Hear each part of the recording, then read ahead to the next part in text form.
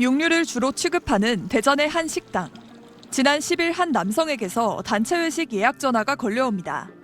이 남성은 자신을 하나이글스 구단 매니저라고 소개하며 사흘 뒤 30명의 저녁 식사 준비를 부탁하고 심지어 영업시간 연장까지 요청했습니다. 그 하나이글스 구단 매니저인데 그날 6시 반에 경기가 있거든요. 경기 끝나면 한 10시 정도 될 거라서 한 영업시간을 좀 이렇게 늘려주실 수 있으신지.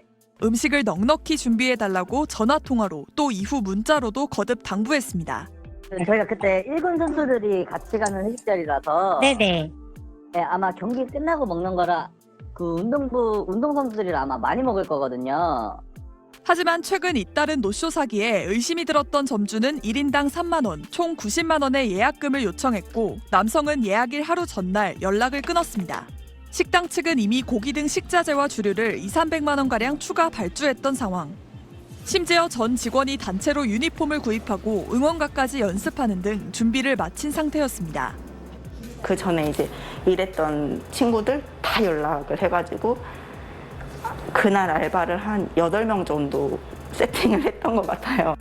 같은 날 이 남성은 주변 식당들에도 예약 전화를 걸어 최근 노쇼 사기로 예약이 잘 안 잡힌다는 대화까지 나눕니다. 요즘 그런 것 때문에 예약 안 잡아주시는 분들도 굉장히 많더라고요. 경기 침체로 가뜩이나 어려운 자영업자를 2번 울리는 노쇼 사기. 의심되는 주문은 꼭 해당 기관의 공식 전화번호로 확인하거나 예약금이나 선결제 등을 받는 것도 피해 예방에 도움이 됩니다. TJB 김소영입니다. 지난 9일 오전 성남 분당의 한 일식집에 예약 전화가 걸려왔습니다. 다음날 12시 40분에 28명을 예약하겠다.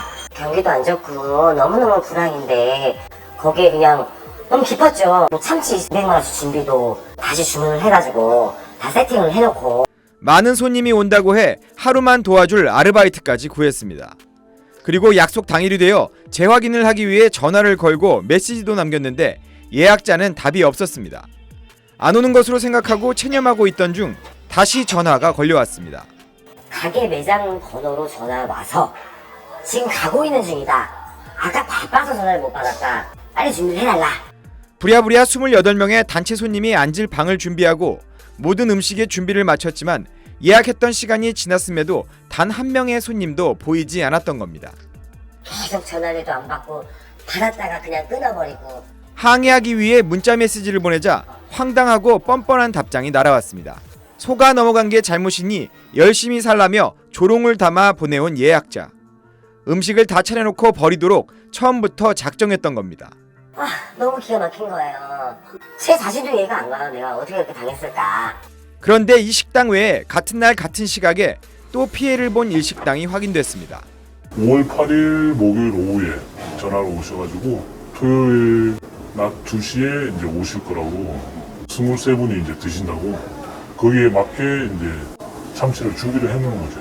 1인당 10만 원 가격의 메뉴를 주문해 총 230만 원을 예약했지만 마찬가지로 식당의 모습을 드러내지 않았습니다.